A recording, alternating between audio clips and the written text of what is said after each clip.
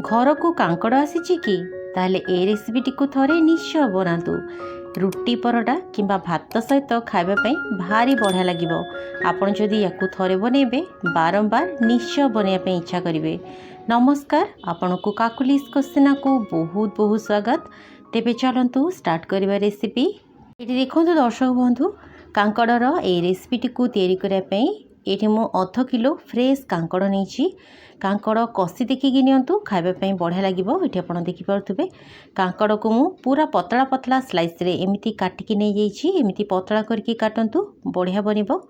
तो देखंतु कांकड़ को धोईदेला आमे गैस रे गोटे कड़े बसेबा। कड़े रे मु किछि सोरष तेल भल भाव में गरम करे नहीं। तेल भल भाव में गरम हो गला परे एथिरे आमे गोटे चम्मच सोरिष, ता सहित बास्ना पई किछि सुखिला लंका पकेबा। आउ ता सहित एथिरे धोईकी रखिथिबा कांकड़टी को ऐड करिबा। तेबे रेसिपीटी को फुल वाच करबा आगरु आपण माने ए रेसिपीटी को केउ जगह देखुचंती निश्चय मते कमेंट जणेबे, जा फल रे मु आपन को धन्यवाद दे परिबी।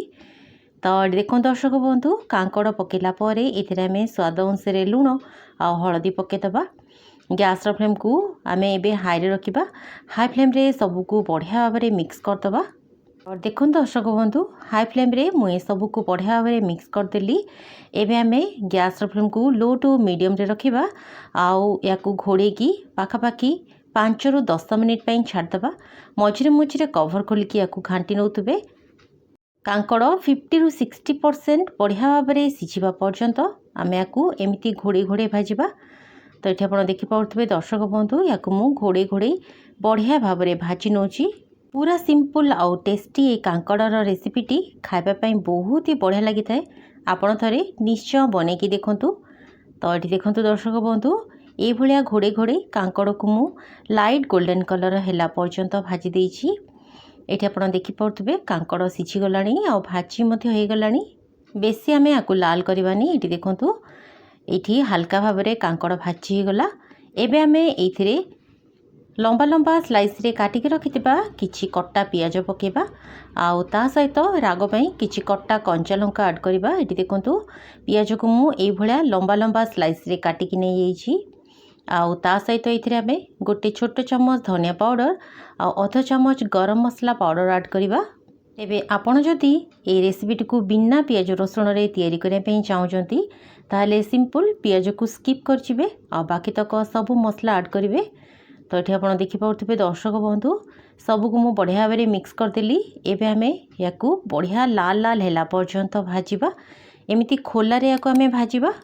पियाज को मु एठी परे ऐड करिछि, कारण परे ऐड कले पियाजर मिठालिया टेस्ट आसीबो और खाइबा पई बहुत ही बढ़िया लागिबो। तो ये आप देखिपे दर्शक बंधु, सब बढ़िया भाव में भाजी गला। आमे याकू बेसी ओभर कुक करबानी। तो देखंतु एबे आमे एथिरे फ्लेवर पई किछि भृसंग पत्र ऐड करिबा। ता सहित फाळे कोरा हितबा नड़िया ऐड करिबा। भृसंग पत्र आ कोरा नड़िया को जमा भी स्किप करिवेनी। कोरा नड़िया आ भृसंग पत्र ही यार टेस्ट को बढ़े दबो। तो देखंतु नड़िया भृसंग पत्र ऐड कला परे याको आमे जस्ट किछि सेकेंड पई टिके भाजिबा। ओभर कुक जमा भी करबानी। तो देखो दर्शक बंधु, सबको मु पाखापाखी 1 ରୁ 2 मिनिट पई टिके भाजी देइछि। नियंतु बहुत ही टेस्टी कांकड़ भजा आमर बनिकी रेडी। आपण याकू गरम गरम भात सहित खातु, रुटी परोटा सहित खातु, बहुत बढ़िया लगिबो। तेबे रहिली, धन्यवाद।